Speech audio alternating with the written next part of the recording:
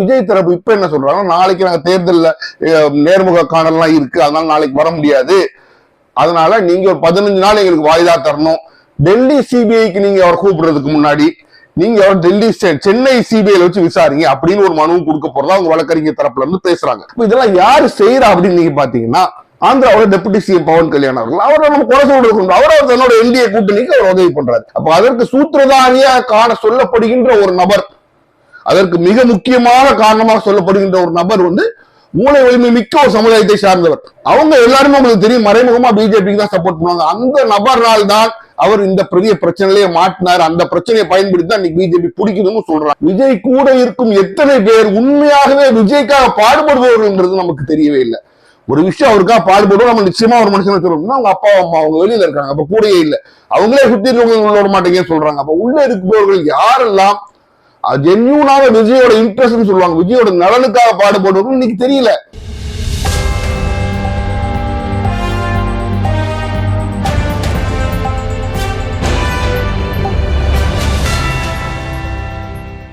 Hello friends, welcome to உண்மையும் பொய்மையும். நம்ம சேனல்ல வரக்கூடிய எல்லா வீடியோக்களையும் தொடர்ந்து பார்க்கணும்னா நீங்க நம்ம சேனலை சப்ஸ்கிரைப் பண்ணி பெல் பட்டனை பிரஸ் பண்ணிக்கங்க, எல்லா வீடியோக்களையும் தொடர்ந்து பார்க்கலாம். இன்றைக்கு நாம பேசு பொருளா எடுக்கக்கூடிய அந்த பொருள் என்டிஏ கூட்டணியில் தாவேகா, அதாவது நடிகர் விஜய் அவர்கள் கட்சி சேருமா அப்படிங்கிற ஒரு கேள்விக்குறிதான். சில நாட்களுக்கு முன்பு வரை இந்த கேள்விக்குறி நடக்காது என்பது போலவே தோன்றினாலும் பல இடையில் நடந்த நிகழ்வுகளை நாம் மொத்தமா நம்ம அனலைஸ் பண்ணி பார்ப்போம் சொல்லுவாங்களே, பார்த்தோம் என்றால் இந்த காரியம் நடக்குமோ என்ற ஒரு தோற்றம் இன்றைக்கு நடந்திருக்கு. அப்போ அந்த இடைப்பட்ட காலங்களில் மாற்றங்கள் நிறைய நடந்தது, எல்லாத்தையுமே குறித்து உங்களுக்கும் தெரியும். நம்ம ஆரம்ப காலத்திலேயே தாவேகா குறித்து வீடியோ போடணும் நம்ம தெளிவா சொல்லியிருக்கோம்.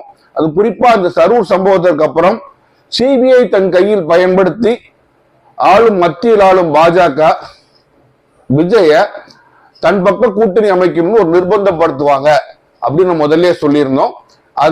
தாவேகா விஜய்க்கு சம்மன் வரும்போதும் நம்ம அதை சொல்லியிருந்தோம். அப்ப என்ன சொல்லப்பட்டது அப்படின்னா, பிப்ரவரி மாதம் பாதிக்குள்ள, பிப்ரவரி இறுதிக்குள்ள இந்த கரூர் வழக்கில் சிபிஐ விசாரித்து சார்ஜ் ஷீட் போட்டுரும் அப்படின்னு சொன்னாங்க. ஏன்னா அன்றைக்கு விஜய் விசாரிச்சு அவர் திருப்பி அனுப்பும் போது என்ன சொன்னாங்கன்னா, இதோட இனிமேல் சம்மன் விஜய் விசாரிக்க மாட்டோம்னு சொன்னதாக தாவேகாவை சேர்ந்த நிர்மல்குமார் தான் சொன்னார். சிபிஐ அப்படி எதுவும் வரல. அப்ப எல்லாரும் எதிர்பார்த்ததுன்னா, இந்த வழக்கு சரி விசாரணைகள்லாம் முடிஞ்சிருச்சு போல, இனிமேல் சாட்சியங்களை சார்ஜ் ஷீட்டை ஃபைல் பண்ணி கோர்ட்ல கேஸ் நடத்த வேண்டியதான் பாக்கி அப்படின்னு இருக்க சூழ்நிலைகள்ல இப்போ திருப்பியும் சிபிஐ மார்ச் 10ஆம் தேதி விஜய் அவர்கள் சம்மன் பண்ணி நீங்க எங்க மேல ஆஜராகணும் அப்படின்னு சொல்லியிருக்கு. இதுக்கு முன்னாலே விஜய் சம்மன் அனுப்பும் சொன்னா பொதுவாக யாருமே முதல் சம்மன் போய் அப்பியர் ஆக மாட்டாங்க. ஒரு வாய்தா 2 வாய்தா வாங்கிக்குவாங்க, அதை ப்ரிப்பேர் பண்ணி கேள்விகள்லாம் ரெடி பண்ணி சிபிஐ அதிகாரிகள் ஃபேஸ் பண்றதுக்கு தங்களை தயார்படுத்திக்கிட்டு தான் போவாங்க. அதுதான் ஒரு ஜெனரலான ஒரு முறைமை.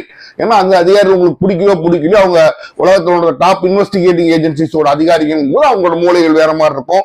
சைக்கலாஜிக்கல் பிளஸ் உங்களுக்கு பிசிக்கல் எல்லா இதையும் கொடுத்து உங்களை அவங்க ஒரு கார்னர் பண்ணுவாங்க, ஒரு முக்கில் வச்சு உங்களை அடைப்பாங்க. அப்ப அதை சந்திக்கிறதுக்கு எல்லாராலையும் முடியாது, பல வாரம் ட்ரைனிங் கொடுத்து அவங்க அனுப்புவாங்க. பட் விஜய் அவர்கள் சம்மன்ஸ் வந்த உடனே போயிட்டாரு. வந்தவன போயிட்டு அப்ப திருப்பி நான் பொங்கலுக்கு அப்புறம் வரேன்னு சொல்லிட்டு வந்தார். உடனே 1 hour போய் பாக்குறாரு. அப்ப தன் பக்கத்துல குற்றம் எதுவும் இல்லைன்னு நிரூபிக்க ட்ரை பண்ற மாதிரி உடனே போய் பண்ணார். பண்ண மாட்டாங்க இப்படி. ஏன்னா சிபிஐ ஈஸியா ஒரு விஷயத்த போட்டு கொண்டு வாங்கிடுவாங்க. பட் பண்ணிட்டு வந்துட்டாரு. அப்ப நமக்கு தெரிவிக்கப்பட்டது என்னன்னா, இனிமேல் இதுல விசாரணை இருக்காது, விஜய் விசாரிச்சுட்டாங்கன்னு தான் தெரிவிக்கப்பட்டது. அப்போ நம்ம சார்ஜ் ஷீட்டு பிப்ரவரி மாதம் 15ஆம் தேதிக்குள் பிப்ரவரி இறுதிக்குள் போடப்படும் சொல்ல சூழ்நிலை தான் அன்று இருந்துச்சு. ஆனால் சார்ஜ் ஷீட் ஃபைல் ஆகவில்லை இந்த வழக்கில். இப்ப திருப்பி மார்ச் 10ஆம் தேதி திருப்பி கூப்பிடுறாங்களே, என்ன விஷயம் அப்படின்னு சொல்லுவோம். விஜய் தரப்பு இப்ப என்ன சொல்றாங்க, நாளைக்கு நாங்க தேர்தல்ல நேர்முக காணலாம் இருக்கு, அதனால நாளைக்கு வர முடியாது, அதனால நீங்க ஒரு 15 நாள் எங்களுக்கு வாய்தா தரணும். டெல்லி சிபிஐக்கு நீங்க அவர் கூப்பிடுறதுக்கு முன்னாடி நீங்க டெல்லி சென்னை சிபிஐல வச்சு விசாரிங்க அப்படின்னு ஒரு மனுவும் கொடுக்க போறதா அவங்க வழக்கறிஞர் தரப்புல இருந்து பேசுறாங்க. இப்போ இந்த காயநேத்திரம் திருப்பி ஏன் பண்றாங்க, முதல்ல அது முடிஞ்சிட்டு சொல்றாங்க. அது எந்த அளவுக்கு சிபிஐ கூப்பிடுறதா தப்பு சொல்ல. அப்போ இதுவரைக்கும் வாய்தா வாங்காத விஜய் இந்த விஷயத்துல வாய்தா வாங்குறாரு. 15 நாள் கழிச்சு தான் நான் வர முடியும்னு வாய்தா கேட்கிறாரு. அப்போ என்ன, இது இடையில நடந்த சம்பவங்கள் எல்லாம் உங்களுக்கு ஓரளவுக்கு தெரியும். விஜய் மனைவி அவர் மேல கேஸ் போட்டு விவாகரத்து வழக்கு ஃபைல் பண்ணி எனக்கு அந்த வீட்டுல குடியிருக்க உரிமை வேணும், ஜீவனாம்சம் பெர்மனன்ட் அலிமனி மொத்தமாக அமௌண்ட் ஜீவனாம்சம் வாங்கி கொடுத்து ஒரு வழக்கு போடுறாங்க. அதற்கப்புறமா அந்த சம்பவம் உங்களுக்கு தெரியும். அவர் விஜய் எந்த நடிகை மேல குற்றம் சுமத்துறாங்களோ அந்த நடிகையோட விஜய் கைகோர்த்துட்டு ஒரு திருமணம் போய் அட்டன் பண்றாங்க. இதெல்லாம் இடையில நடந்த விஷயங்கள்.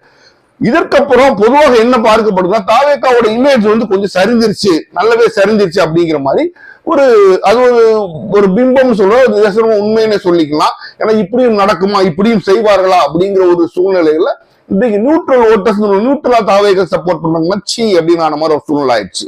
அப்ப இதை பயன்படுத்தி திருப்பியும் இப்ப யூ ஆர் நோ மோர் இந்த stronger position that you are, நீங்கள் முன்பு இருந்த பலமான நிலையில் இப்ப இல்லைன்னு தெரியும் போது பிஜேபியும் அந்த என்டிஏ கூட்டணி அதிமுக சேர்ந்து திருப்பி ஒருத்தர் அடிச்சு பார்ப்போம், நம்ம சைடு கொண்டு வர முடியுமா அப்படிங்கிற ஒரு முயற்சி எடுத்ததா தான் இதை நீங்க எல்லாருமே பார்க்க முடியும். சரி, இந்த சிபிஐ சம்மன்ஸ் வருது அப்படிங்கும் போதே நமக்கு யோசிக்கணும், என்ன யோசிக்கணும்னா ஒரு எந்த ஒரு மனுஷனுமே சிபிஐ என்ன பண்ணும், அவங்களோட கம்ஃபர்ட் ஜோன் சொல்லுவாங்க, அந்த கம்ஃபர்ட் ஜோன்ல இருந்து எடுத்துதான் வெளியில வந்து விசாரிப்பாங்க. இப்ப சென்னை விஜயோட கம்ஃபர்ட் ஜோனா இருக்கும், விஜய் கரூர் கூட்டு போனா சென்னையில கம்ஃபர்ட் ஜோன் இருக்காது. அதே நீங்க டெல்லி கூட்டு போனீங்கன்னா இன்னும் கம்ஃபர்ட் ஜோன் இருக்காது. அதனால அவங்க கம்ஃபர்ட் ஜோன் சொல்லுவாங்க, அவங்க வசதியா இருக்கக்கூடிய இந்த இடத்த விட்டு வேற இடத்துல எடுத்து வச்சுதான் அவங்க விசாரிப்பாங்க. அங்க எப்படிலாம் விசாரிப்பாங்கன்னு கூட அவங்க முன்னாடி சொல்லியிருக்கேன். அப்போ இந்த சூழ்நிலை அவர் டெல்லி கூப்பிடுறது அதான் ரீசன். ஏன் கரூர் வந்து விசாரிச்சுட்டு போலாம், இல்ல நீங்க சென்னையில ஆபீஸ்ல விசாரிச்சுட்டு போலாம். காரணம் என்ன அப்படின்னா அந்த இடத்தை விட்டு அவர்களை தூக்கி வேற இடத்துக்கு கொண்டு வரணும். கொண்டு வரும்போது அவங்க அந்த கம்ஃபர்ட், அவங்களோட சுகம், அவங்க வந்து சென்ஸ் ஆஃப் பிலாங்கிங், நம்ம இருக்கிற இடம் நம்ம இடம்ங்கிற அந்த இது போகும். அப்போ சில விஷயங்கள் நமக்கு செய்யறதுக்கு ஈஸியா இருக்கும். சிபிஐயோட ஒரு சைக்கலாஜிக்கல் எவல்யூஷன், அது ஒரு மனநல கணக்கு, அந்த கணக்குப்படி அவங்க கூட்டு வர சொல்றாங்க. இப்போ இந்த ரெண்டு விஷயத்து இடையில நடந்ததுக்குனால என்னாச்சுன்னா தன்னோட இமேஜ் குறைஞ்சதுங்கிறத விஜயுமே உணர்றாரு, குறைஞ்சது, இனிமேல் நம்மளால அந்த பழைய லெவல்ல இறங்கி அடிக்க முடியாதோ சந்தேகம் அவருக்கு வந்துச்சு. அவர் பண்ண காரணங்கள் வேற யாருமே கிடையாது, அந்த கல்யாணத்துக்கு சேர்ந்து போனதுதான் அவர் தான், அந்த போட்டோ வெளியிட்டது அவங்களோட ஆட்கள் தாங்க போது மத்தவங்களுக்கு சொல்றதுங்க ஒண்ணுமே இல்லை. அப்ப இவ்வளவு நடந்ததுக்கு அப்புறம் இது இப்ப திருப்பி ஒரு வாய்ப்பு கிடைக்குமா அப்படிங்கிறத பிஜேபி திருப்பி மூவ் பண்ணி பாக்குது. அதிமுக கூட்டணி அந்த என்டிஏ கூட்டணிக்குள்ள கூட்டு வரணும் அப்படின்னு பாக்குது. அப்ப விஜய் இதுக்கு முன்னாடி எனக்கு நான் சிஎம் வந்தா ராஜாவா தான் வருவேன், சிஎம் தான் வருவேன்னு சொன்ன மனுஷன் இன்னைக்கு கீழே இருந்ததுனால நம்ம தட்டி பார்த்து ஒரு 30-40 சீட்டு வச்சு உள்ள கொண்டு வரலாமான்னு ஒரு முயற்சி அதிமுகவும் பிஜேபி எடுக்கிறாங்க. அது எப்படி எடுக்கிறாங்க, மறுபடியும் அந்த கரூர் பூதத்தை காமிச்சு பண்ணும்போது எல்லா பக்கமும் வீக் ஆயிட்ட, கரூர்லயும் உள்ள போயிட்டு அவங்க அரசியல் வாழ்க்கையை முடிஞ்சதுன்னு மிரட்டுறது ஒரு வாய்ப்பு இருக்கு. இதெல்லாம் யாரு செய்யறா அப்படின்னு நீங்க பாத்தீங்கன்னா ஆந்திராவோட டெபுட்டி சிஎம் பவன் கல்யாண் அவர்கள், அவரை நம்ம குறை சொல்றது, அவர் தன்னோட என்டிஏ கூட்டணிக்கு அவர் உதவி பண்றாரு. இதே நீங்க வரலாறு கொஞ்சம் திரும்பி போய் பாத்தீங்கன்னா ஆந்திராவில சந்திரபாபு நாயுடு அவர்கள் ஜெயிச்சதுக்கு major reason Pawan Kalyan BJP தனக்கு கூட வச்சாலும் ஒரு சின்ன பர்சன்டேஜ் ஓட்டு அவருக்கு போச்சு. அதனால அவர் எல்லாம் சேர்த்து வச்சு ஆந்திராவில தனி மெஜாரிட்டியா இருந்தாலும் அவர் கவர்மெண்ட் அங்க ஃபார்ம் பண்றாரு. அப்ப இந்த பிஜேபியும் பிரிஞ்சிருந்த சண்டை போட்டு பிரிஞ்சிருந்த சந்திரபாபு நாயுடு சேர்த்து வேலை யார் பண்ணாருன்னா பவன் கல்யாண் தான். ரெண்டு பேருக்கும் நடுவுல அங்க போய் நின்று சந்திரபாபு நாயுடு பேசி பிஜேபி பேசி ரெண்டு பேரையும் சேர்த்து வச்சது பவன் கல்யாண். அது அந்த வரலாறுல எல்லாரும் ஏற்றுக்கொள்ளக்கூடிய ஒரு விஷயம். சந்திரபாபு நாயுடு ஒய்எஸ்ஆர்சிபி அதாவது திரு ஜெகன்மோகன் ரெட்டி அரெஸ்ட் பண்ணதான் அவர் பண்ண பெரிய அரெஸ்ட் பண்ணி உள்ள போனப்போ அவர் ஜெயில போய் பார்த்து இந்த விஷயங்கள்லாம் சொல்லி தன்னோட நான் அவங்க கூட நிக்கிறேன்னு சொல்லி அவரோட நெருக்கமாக்கி அதுக்கப்புறம் பிஜேபி உள்ள சேர்த்து எல்லாத்தையும் ரொம்ப அருமையா பெர்ஃபெக்டா பண்ணி கொண்டு வந்தவர் பவன் கல்யாண். இப்ப இந்த விஷயத்திலயும் ஒரு சினிமா நடிகர் சிரஞ்சீவியோட தம்பி உங்களுக்கு நல்லா தெரியும். அப்ப இது எல்லாத்தோட சினிமா கான்டாக்ட்ஸை பயன்படுத்தி அவர் இப்ப விஜய்கிட்ட பேசுறாரு, நீங்க என்டிஏக்குள்ள வாங்க, உங்களுக்கு நீங்க வருத்தப்படாத அளவுக்கு உங்களுக்கு ஒரு சீட்டு கொடுக்கப்படும், உங்களுடைய எண்ணங்களும் உங்களுக்கு எடுத்துக்கொள்ளப்படும், நீங்க எல்லாம் நினைக்கிறீங்களோ முடிஞ்ச அளவுக்கு செஞ்சும் கொடுப்போங்கிற ஒரு வாக்குறுதியும் அவர் தர்றாரு. ஆனா விஜய்க்கு நார்மலான சூழ்நிலை என்ன ஒரு பெரிய மைனஸ்னா எல்லா கட்சிகளுக்குமே தெரியும், பிஜேபி தான் கூட சேர்த்துக்கிட்டா 5 ஓட்டு நமக்கு விழுந்தா 10 ஓட்டு நமக்கு பிஜேபி சேர்றதுனாலே வெளியில போகுது தமிழ்நாட்டோட வரலாறு. அதான் ஜெயலலிதா அந்த காலத்துல ஓப்பனா மோடியோட பேசும்போது சொன்னாங்க, வாங்க உட்காருங்க சாப்பிடுங்க சந்தோஷமா, நீங்க நல்ல நண்பர், ஆனா உங்களை கூட வச்சுக்கிட்டோம்னா நான் ஜெயிக்க முடியாது, நீங்க எத்தனை ஓட்டு கொடுக்குறீங்க அதோட பல மடங்கு உங்களால வெளியில போகும் ஓப்பனாவே சொன்னாங்க. அதுதான் இன்றைக்கும் பிஜேபியோட நிலைமை தமிழகத்தில். அப்ப என்றைக்குமே பிஜேபியோட சேர்ந்தா ஒரு பெரிய மைனஸ் முன்னாலேயே உண்டு. அது இப்ப இருக்கிற பிஜேபி அரசு என்ன அப்படின்னா எல்லா கட்சிகளையும் முழுங்கி அவங்க ஜீரோ ஆக்கிக்கிட்டு இருக்கு. அப்போ இந்த சமயத்துல அவங்களோட கூட்டணி நம்ம சேர்ந்தோம் என்றால் விஜயகாந்துக்கு முன்னால் என்னாச்சோ அதே நிலைமை தான் நமக்கு அவங்களும் விஜய்க்கும் தெரியும். அதனால அவரும் யோசிக்கலாம். ஆனா இந்த கால்குலேஷன் எல்லாம் பண்ணி பார்க்கும்போது எல்லாரும் வெளியில குற்றச்சாட்டு விஜய் தன்னோட கண்ட்ரோல் இல்ல, வெளியில இருக்கிற ஆட்கள் எல்லாம் இயக்குறாங்க அப்படின்னு சொல்ற அந்த குற்றச்சாட்டு எப்படி நான் யோசிக்கிறேன் அப்படின்னா அவர் இந்த செஞ்ச சில காரியங்கள் எந்த ஒரு அரசியல்வாதியும் இன்னும் சென்சஸ் சுய புத்தியில் செய்ய மாட்டான். அது எப்படி அப்படி ஒரு முட்டாள்தனமான ஒரு டெசிஷன் எடுத்து அவர் பப்ளிக்ல செஞ்சாருங்கிறது இன்ன வரைக்கும் ஒரு கேள்விக்குறியாவே தான் இருக்கு. அப்ப அதற்கு சூத்திரதாரியா காண சொல்லப்படுகின்ற ஒரு நபர், அதற்கு மிக முக்கியமான காரணமாக சொல்லப்படுகின்ற ஒரு நபர் மூளை வலிமை மிக்க ஒரு சமுதாயத்தை சார்ந்தவர். அவங்க எல்லாருமே உங்களுக்கு தெரியும் மறைமுகமா பிஜேபிக்கு தான் சப்போர்ட் பண்ணுவாங்க. அந்த நபர்னால் தான் அவர் இந்த பெரிய பிரச்சனையிலேயே மாட்டினார். அந்த பிரச்சனையை பயன்படுத்தி தான் இன்னைக்கு பிஜேபி பிடிக்குதுன்னு சொல்றாங்க. எந்த அளவுக்கு இது உண்மை போய்கிறது காலம் தான் நமக்கு பதில் சொல்ல வேண்டும். பட் நடத்தக்கூடிய காரியங்கள்லாம் பார்க்கும்போது அது உண்மையாக இருக்குமோ அப்படின்னு ஒரு சொல்லக்கூடிய சூழ்நிலை தான் இருக்கு. அப்ப இன்றைக்கு பிஜேபி இதை பயன்படுத்துமா? நிச்சயமா பயன்படுத்தும். வெறுவாயே நவல் போட்டு மெல்ற மாதிரி மெல்லுவாங்க. நீ அவளும் கொடுத்து பாயசம் கொடுத்தீங்கன்னா கண்டிப்பா உங்களை கடிச்சு சவச்சு துப்பி சாப்பிட்டுருவாங்க. இன்னைக்கு அதிமுகவுக்கும் விஜய்க்கும் ஓப்பனா சண்டை வந்தாலும் இன்ற வரைக்கும் பிஜேபியை பெரிய லெவல்ல குறை சொல்லாம தான் விஜய் ஓட்டிக்கிட்டு இருக்காரு. ஆரம்பத்துல கொஞ்சம் குதிச்சாரு. இப்ப கரூர் சம்பவத்துக்கு அப்புறம் பிஜேபி பேரை சொல்லி கூட குற்றம் பேருக்கு என்னைக்காச்சும் ஒரு வார்த்தை சொல்லமா சொல்லிட்டு அப்படி வந்துருவாரு. பிஜேபி எங்குமே ஒரு குறை சொல்வதில்லை. ஏன்னா அவருக்கு தெரியும் அவர் சிண்டு சிபிஐ கையில, சிபிஐ சிண்டு பிஜேபி கையில. அப்ப யாரு இன்டைரக்டா விஜயோட சிண்டு பிஜேபி கையிலன்னு அவருக்கு நல்லா தெரியும். அதனால அவர் பிஜேபியை பகைக்க மாட்டார். பகைக்காமல் இருக்கிறதுனால ஒரு நட்பு பாராட்டுறவங்க நட்பு பாராட்டு தெரியும் நம்ம கட்சி அழிஞ்சு போயிரும். ஆனால் பிஜேபி தனக்கு கிடைச்ச இந்த மைலேஜ பெர்ஃபெக்டாக மிகவும் அருமையாக தனக்கு கிடைச்ச இந்த வாய்ப்பை அவங்க பயன்படுத்தி அவர் நிச்சயமா முக்கில வச்சு கிரஷ் பண்ணுவாங்க. முதல்ல விட்டுட்டாங்க, இப்ப எல்லாம் கிடைக்கும் போது இன்னும் இனி எலெக்ஷன் நெருங்க புடிச்சு நசுக்கு நசுக்கு நசுக்கு நசுக்குன்னு நசுக்குவாங்க. அப்ப விஜய் எந்த அளவுக்கு தாக்கு பிடிப்பார்னா தெரியல. ஏன்னா இது வரைக்கும் அவர் தனியா டிசிஷன் எடுத்த மாதிரி இல்ல. கூட இருக்கவங்க எல்லாம் எந்த அளவுக்கு தாக்கு பிடிப்பாங்கிறது தெரியல. இதுல எல்லாம் மிக மிக முக்கியமான இன்னொரு விஷயம் என்னன்னா, விஜய் கூட இருக்கும் எத்தனை பேர் உண்மையாகவே விஜய்க்காக பாடுபடுபவர்கள்ன்றது நமக்கு தெரியவே இல்லை. ஒரு விஷயம் அவருக்காக பாடுபடுவோம் நம்ம நிச்சயமா ஒரு மனுஷன் சொல்லணும்னா அவங்க அப்பா அம்மா அவங்க வெளியில இருக்காங்க, அப்ப கூடயே இல்லை, அவங்களே சுத்தி இருக்கவங்க விட மாட்டேங்கன்னு சொல்றாங்க. அப்ப உள்ள இருப்பவர்கள் யாரெல்லாம் ஜென்யூனாக விஜயோட இன்ட்ரெஸ்ட் சொல்லுவாங்க, விஜயோட நலனுக்காக பாடுபடுவர்கள் இன்னைக்கு தெரியல. அப்ப விஜய் எடுக்கக்கூடிய முடிவு இவங்களை கேட்டுதான் எடுக்கிறாருன்னா அது விஜய்க்கு நலன் பயக்கக்கூடியதாக இருக்குமா நமக்கு சந்தேகமா தான் இருக்கு. அப்போ எல்லா அந்த கிளஸ்டருக்குள்ள வரும்போதும் இந்த கிளஸ்டர் அந்த கூட்டத்துக்குள்ள வரும்போது அந்த கூட்டத்துல இருக்க எல்லாருமே இன்றைக்கு நீங்க மெதுமெதுவா பாத்தீங்கன்னா ஆதரவு ஓப்பனாவே அவங்க மாமனார் கையில தான் இருக்கு. மாமனார் மேல பல வழக்கு இருக்குனால அவர் பிஜேபியோட கஸ்டடியில இருக்கிறாருங்கிறது எல்லாத்துக்குமே தெரியும். அப்ப ஆதரவு அர்ஜுனாட்டு இருந்து நீங்க ஆன்டி பிஜேபி ஸ்டான்ஸ் ஒண்ணு எதிர்பார்க்கறது கிட்டத்தட்ட நடக்காத ஒரு காரியம். மற்றவங்க எல்லாம் சின்ன பிளேயர்ஸ், மார்ஜினல் பிளேயர்ஸ் தான் உள்ள இருக்கிறவங்க. ஏன்னா பணம் செல்வாக்குங்கிற ஆதரவு அர்ஜுனாட்ட தான் இருக்கு அவர் மாமனார் மூலமா. அப்ப எல்லாருமா சேர்ந்து அப்புறம் நான் சொன்ன அந்த மூளை வலிமை சார்ந்த இந்த பிரச்சனைக்கு காரணமான அந்த நபரும் சேர்ந்து அவரை பிஜேபி கிட்ட மெதுவா புஷ் பண்ணுவாங்க. அப்போ இதுவரைக்கும் இருந்த காரியங்களை பார்க்கும்போது அது ஒரு சான்றாக வச்சு நம்ம பார்த்தோம்னா விஜயும் அங்க போகக்கூடிய ஒரு மிகப்பெரிய சாத்தியக்கூறு இருக்கு.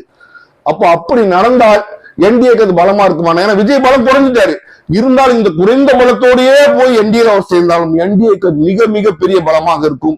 தேர்தலை என்டிஏ பக்கம் சாய்க்கக்கூடிய அளவுக்கு ஒரு பெரிய பலமா இருக்கும்னா நிச்சயமாக இருக்கும். அப்ப நமக்கு தெரியும் இந்த விஷயம் அமித்ஷாக்கு தெரியாம இருக்காது.